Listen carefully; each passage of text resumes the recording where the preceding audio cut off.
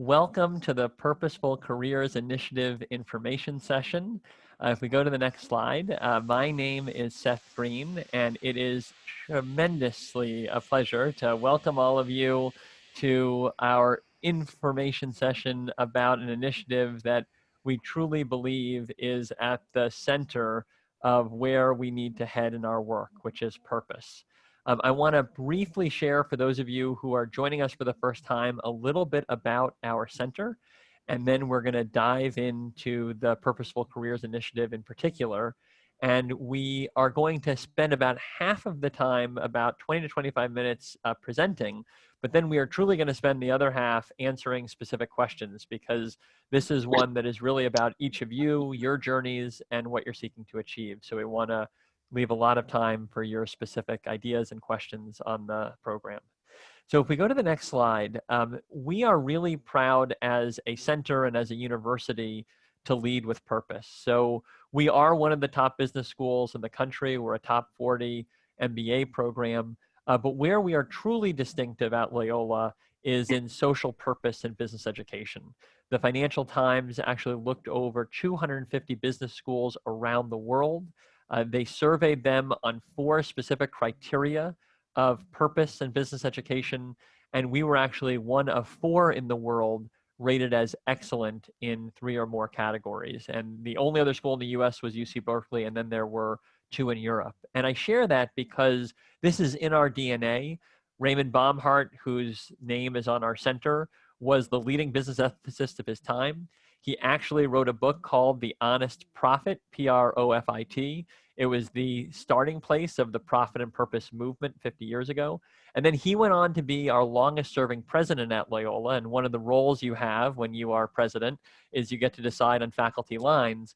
And he prioritized over a 25-year period making investments in responsibility in business education, truly putting us at the forefront. And so this is something that is core to who we are, it's core to our mission, and thankfully it's core to our business school especially. If we go to the next slide, I want to just tell you a little bit about what we do at the center itself, because what I just shared was really a team effort of all of the incredible faculty that are across Loyola who are moving the needle on social and environmental issues related to business. Our center specifically seeks to prepare leaders for impact and raise the standards for business. And in terms of how we prepare leaders for impact, we have the first MBA program that is fully at the intersection of profit and purpose. It is unique in the entire country for ensuring that every single business course is thought of in the context of an equity and social and environmental lens. So as an example, when you're in marketing, you are learning about stereotype threat, you're thinking about gender-based discrimination in branding, and then you're looking at how do we build a brand that can actually defy stereotypes instead of reinforcing them. In addition to that MBA program, which is a signature for our center, we also have a number of executive education programs, and then we run a number of interdisciplinary efforts within the undergraduate curriculum. And so our foremost objective, and this is certainly an example, is how do we make sure that we're preparing leaders for impact so that you are given the tools to truly deliver on purpose in your roles.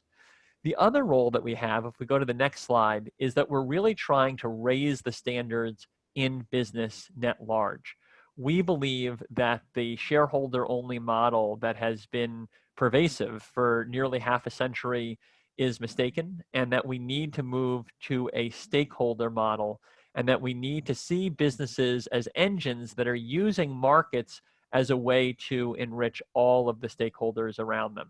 And so we are very proud to have a social innovation in business award that looks at high performing companies that are highly profitable while being incredibly sincere and authentic about their purpose to all stakeholders.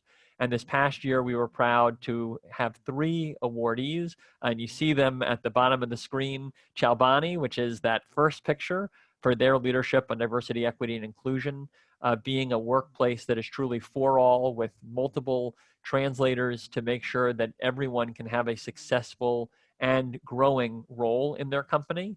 The second picture there is Indigo, which is a tech company that is making a really dramatic difference on climate change through a new way of looking at sequestering carbon. And then the third picture is from Bain Capital Double Impact. And we were very fortunate to have the leaders of these companies all with us in late February for our awards, which, as you may remember, was like a week before the world shut down. So we look back at that with especially happy memories now, because that is like what we remember of those days where you could have multiple people in the same room. But ultimately, what we want to do with these awards is we want to set a new standard. And you'll see on our website, we have reports on each of these companies that really provide their toolkit, because our goal is not just to celebrate them, it's to share their DNA and their tools with more businesses.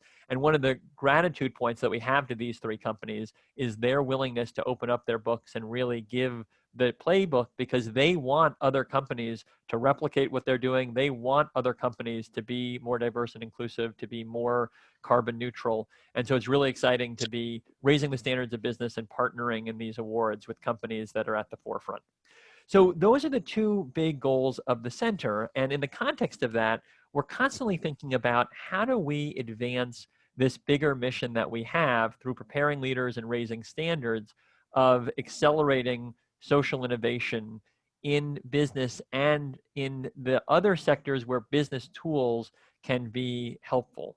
And so one of the things that we have been talking about, and we had the joy of talking about this with Nicole Johnson Scales, who, as you'll hear, is a foremost leader in the movement and also in coaching others, is the major trend that people are pursuing longer careers and they are wanting more purpose in their careers than ever before. And so let me break down four major trends that kind of give us the context behind launching this new initiative. The first is growing life expectancy. So we've seen a nearly 2-decade rise over the last 100 years. And what that means is that people are retiring later, and they're also having more choices because they are, in many cases, getting to a place where they can think about that next chapter while still wanting to work, but not having the same needs from a financial or other standpoint.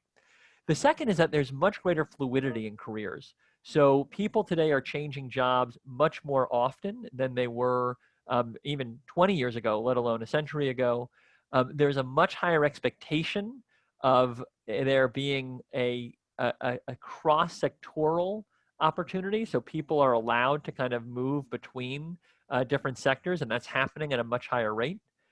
And then we have what could be called the evolution of social ties, which is that people are expecting to find purpose more in their work because they are less likely to be, according to a number of social capital studies, tied in at the community level or in what we might consider to be traditional institutions that anchored that purpose, such as faith. And so this is something that is evolving. So there are still many people that are finding purpose in all of those places. But if you look on net, people in a number of different polls by Pew and others have said they want to find purpose at their work at a much higher level. And they have also said that they see that as a more important place for purpose than they do even other aspects of their life. And so these trends put together mean that people are in a place where they are now making transitions later in life than before and wanting to pivot toward purpose. And as that's happening, we have actually been on the receiving end of, I would say, hundreds of emails from executives who are in midlife and who are thinking, I'm really pleased with what I've been able to put on the table and what I've been able to be part of, but I really want to make a pivot to use my skills toward even greater purpose and to design my professional joy.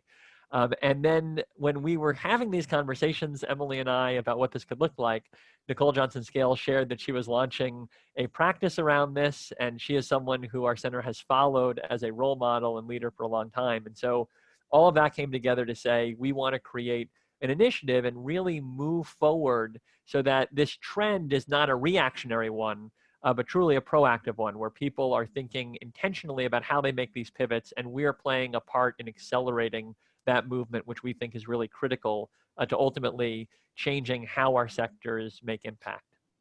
So if we go to the next slide, I'll just briefly say that the highlights of the Purposeful Careers Initiative are that it's cohort based. So there will be a group of accomplished purpose-driven professionals.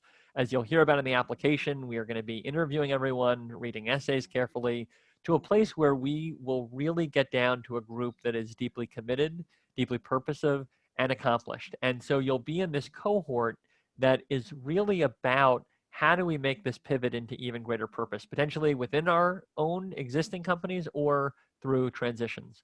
And then it's about equipping leaders with the tools and support to examine those pathways and really look at what are the different ways that I could move toward greater purpose and impact?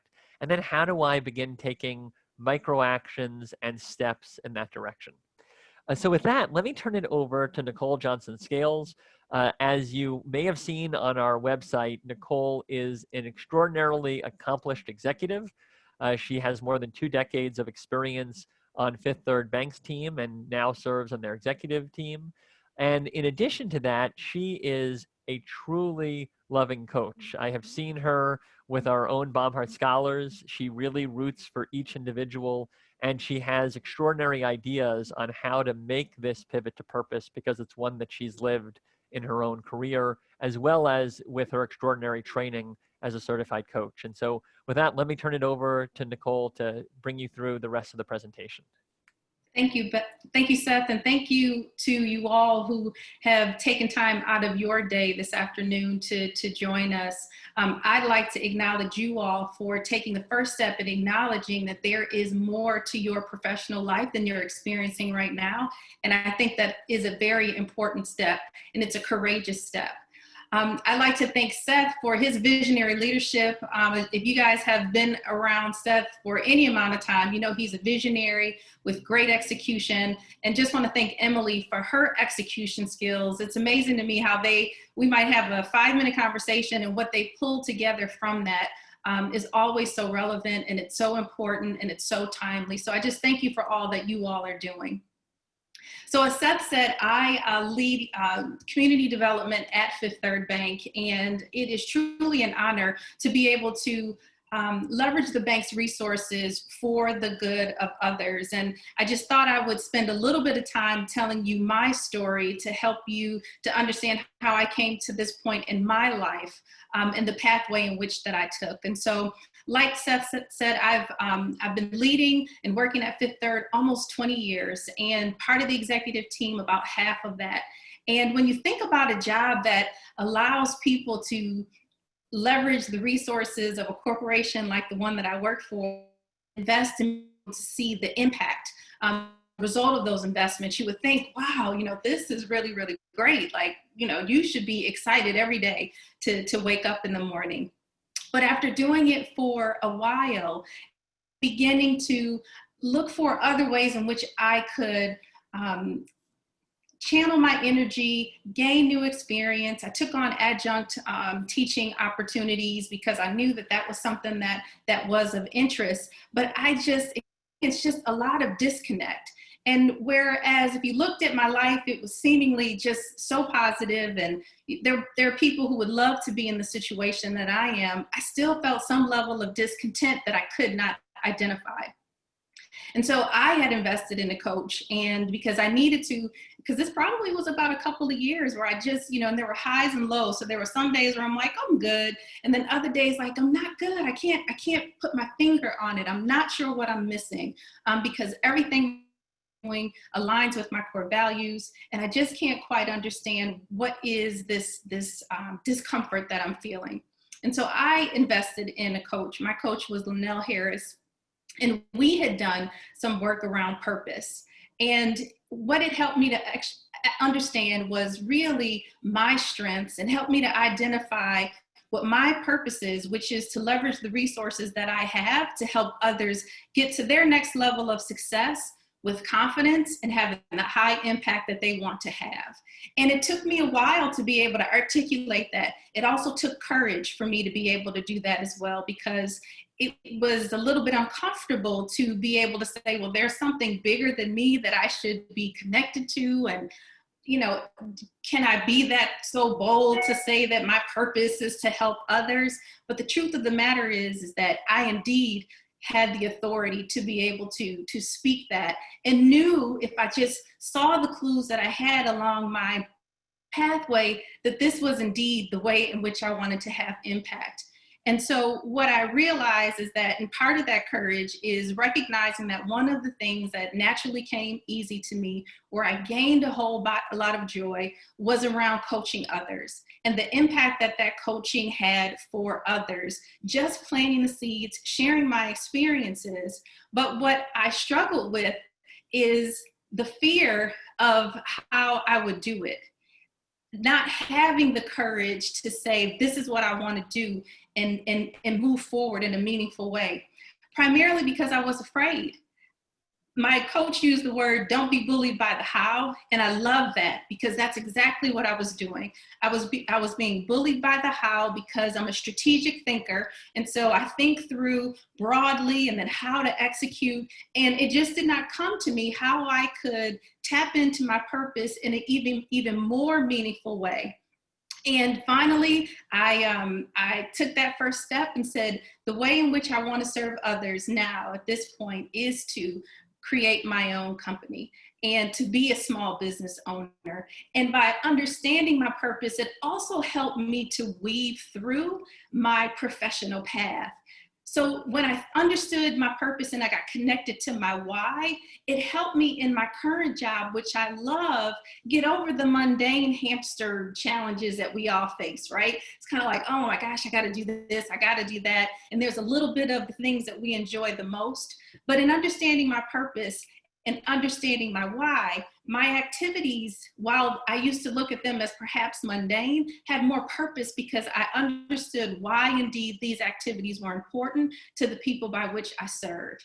When I thought about the fact that I was an adjunct professor, and thank you to Seth and Loyola for bringing me on in that capacity as well, I realized that it is my desire that I gain joy from helping other leaders, other folks who are leading teams and MBAs and working full time and taking on this responsibility. I enjoyed being a part of their journey. I felt grateful to be able to share my experiences, my facilitation skills to get to the next level. So it gave me clarity, whereas before I thought perhaps I was just kind of moving in the dark in terms of these things, but it really helped to ground me so that I could be even more thoughtful and lean into my purpose more intentionally. And so I created I got certified, created my company, and called it Design Your Professional Joy, because a lot of times when we're in this moment, when we're not sure which way we need to move, there's two things that happens. One, Seth used the word about pivot. We think everything in terms of having a hard pivot. We don't have to do a hard pivot. It could be a soft pivot. It can be a gradual pivot. And sometimes thinking that our change has to be a hard pivot keeps us right where we are. The second piece is, as I thought about what I wanted to name my company, when you think about the word design, it puts you in control. It reminds you of your power to create exactly what you want. And for those of you like me who enjoy working, or maybe perhaps it's just an ends to a means, we should have joy when we go to work. We spend more time working than we do often with our families. But I guess I could say that before COVID. Now we're probably spending a lot of time working and being with our families, which is a great thing. But Design Your Professional Joy was really designed and created and named in a way that puts the power exactly right where it needs to be. And that's with you. So Seth came up with this great idea to empower others the way that I became empowered. And what I love about the Baumhart Center approach to profession, to profit and purpose, this program, PCI, is really designed to connect your profession with purpose as well. And for those of you all who feel like, okay, I've heard the word purpose, I'm not quite sure what it means, it is what you were uniquely created to do. You, with the strengths and the talents that you have, all the things that the experiences that you have already connected to, the impact that you already have, it's connecting who you are, your strengths, with the impact that you want to have in the greater world.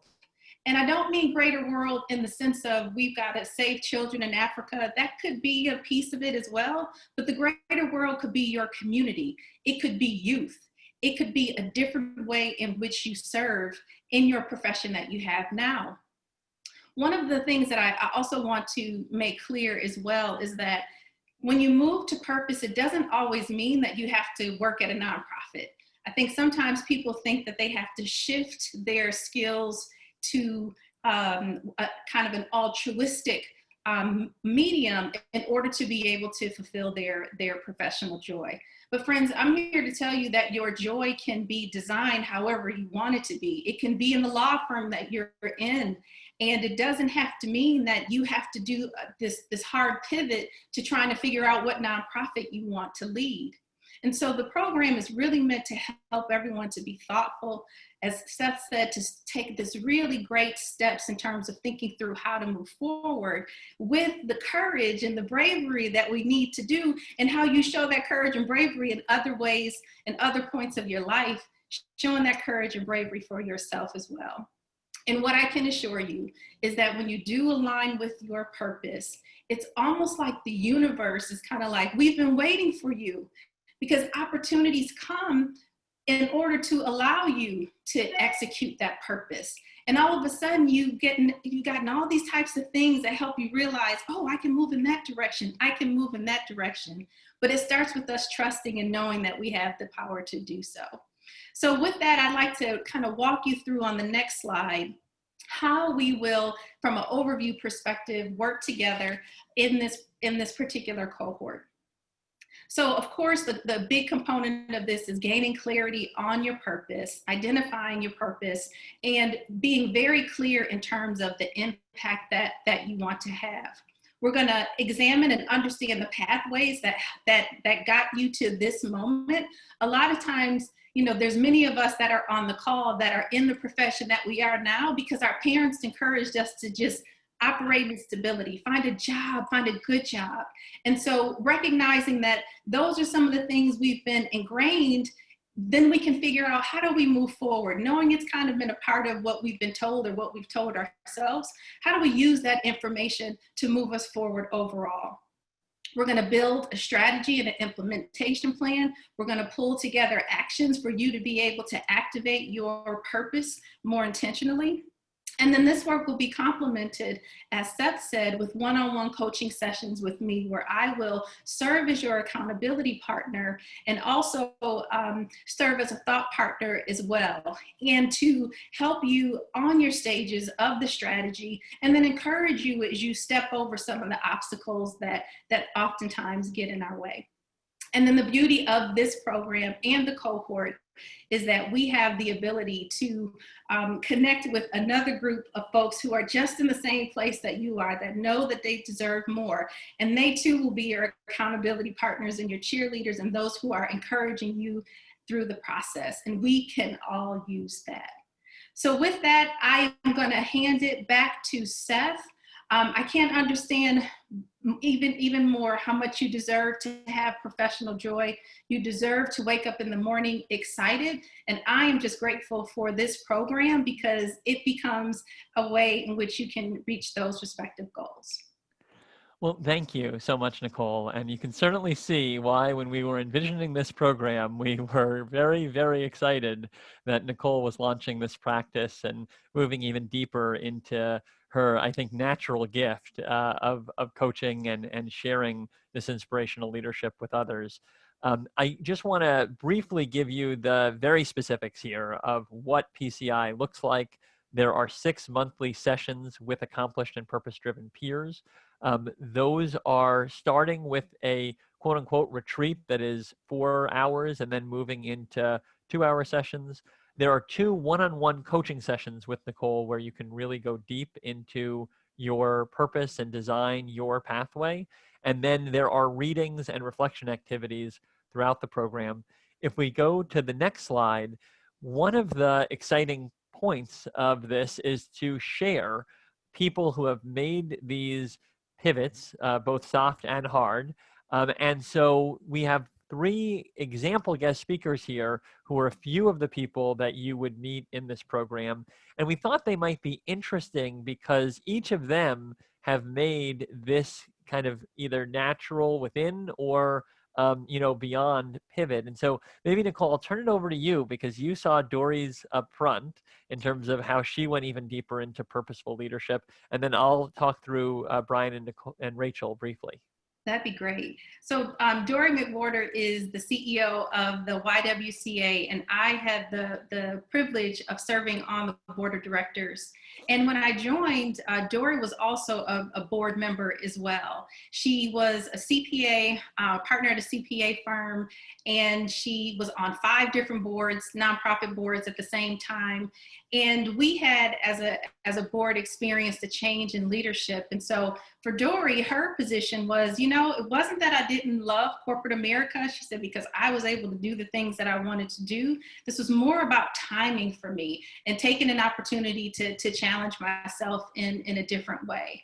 And so I was on the CEO selection committee and got a chance to experience her passion in the interview process, and already knew it from being in the board capacity, but just saw how she would lead. And I just remember sitting in the first board retreat that Dory had, and just to see how, in the way that she spoke, I just, in that moment, I said, she is truly living her purpose. With the excitement and the flow that she had in terms of talking about how she wanted to lead the organization, the innovation that came as a result of her leadership and her excitement that came through, it was palpable, if you will.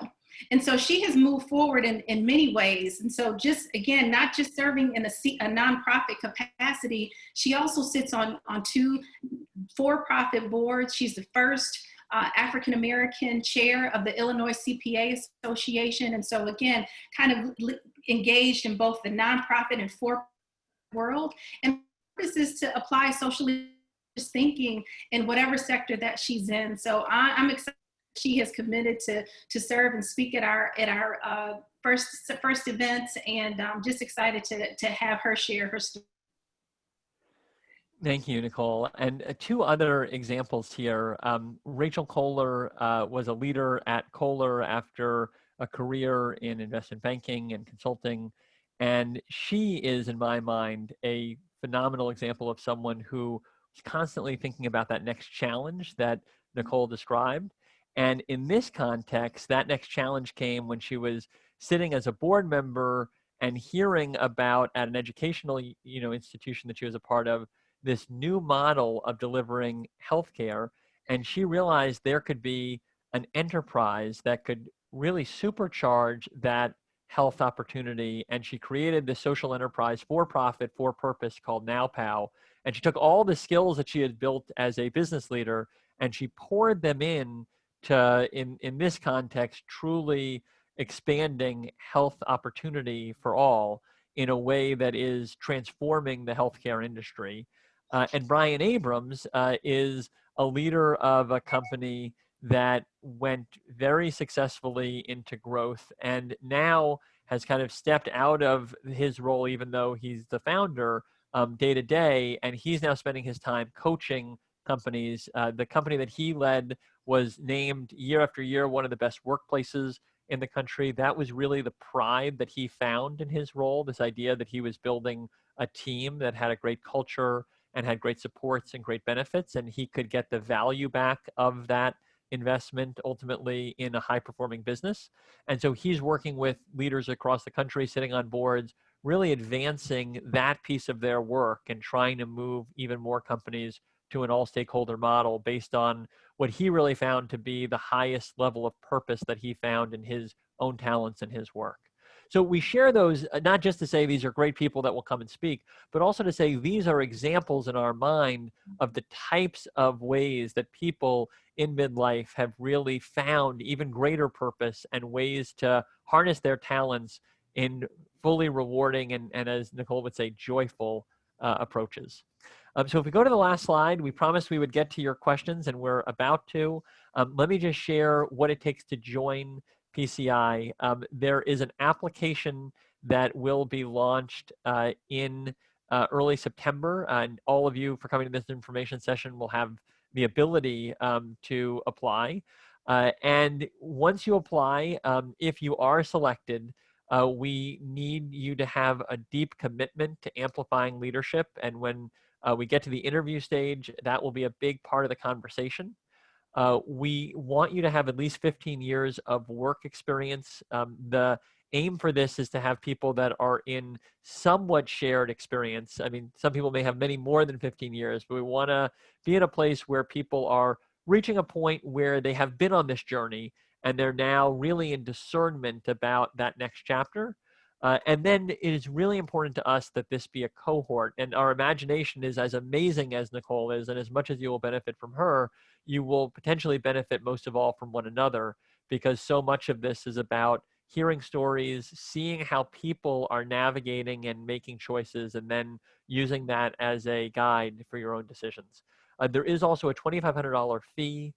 We are very committed to inclusion, and there will be assistance in some cases. And so we certainly, encourage everyone to consider this.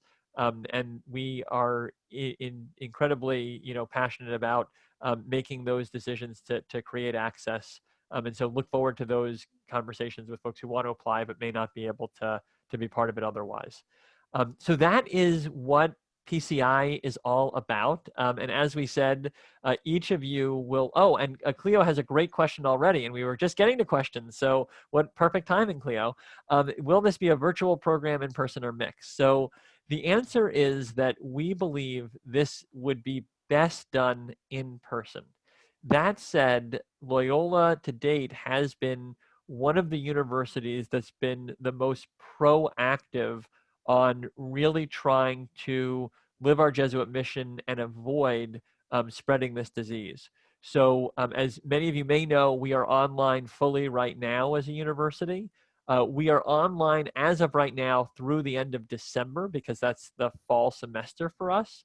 So this program starts in January. If the university were open, we would be in person. But at this moment, I would say the most likely starting place for this program is that it would be online, because based on the projections that are out there and the proactivity of our university, I just am giving you my honest, hypothesis that we would still likely be online in that time frame.